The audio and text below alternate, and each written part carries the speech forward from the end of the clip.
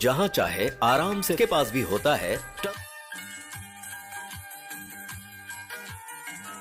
Turns में होता है। ये देखो, इन दोनों के पास तो कुछ ज्यादा ही ईगो है। गोपी नायडू, इंद्रवर्धन नायडू, दोनों ईगो के लोगोज हैं। इनके ईगो की शुरुआत पहली बार यहीं से हुई थी।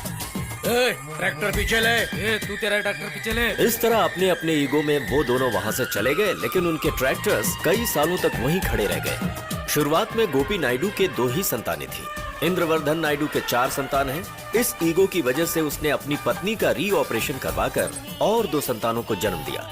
वास्तव में इंद्रवर्धन नायडू की 800 एकड़ की जमीन थी, लेकिन गोपी नायडू की 1000 एकड़ की जमीन है। इस ईगो की वजह से दुगना दाम देकर 200 एकड़ की जमीन उसने खरीदी और इस तरह से उसने अपने ईगो को आसमान की बुलंदी पर पहुंचा दिया। गोपी नायडू की जमीन बंजर थी, इस वजह से वो काफी दुखी हुआ करता था, लेकिन अपने बंजर जमीन से ज्यादा इंद्रवर्धन नायडू की खुशी देखकर गोपी का दिल जलता था। किसी तरह उसने सोचकर एक रास्ता निकाला और अपने खेतों की सिंचाई के लिए एक योजना ले आया।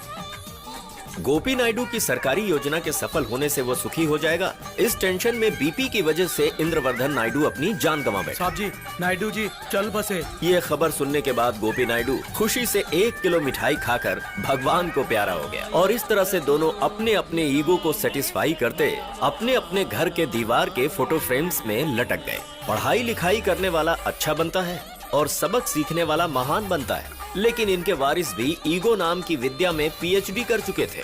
वैसे तो सिनेमा हॉल्स में हर रोज 4 शोज ही होते हैं, लेकिन इनके ईगोज तो 24 घंटे चलते रहते हैं। इसीलिए ये लोग अपने घरों से ज्यादा पंचायत में ही दिखाई देते हैं। इनके आपसी झगड़े को सुलझाने के अलावा पंचायत के मुखिया को कोई और दूसरा काम न था। आखिरकार दोनों के घरों के बीच कंटीले तारों की बाड़ लगा दी गई। ईगो की इस परंपरा को अब आगे बढ़ा रहे हैं दोनों परिवारों के वारिस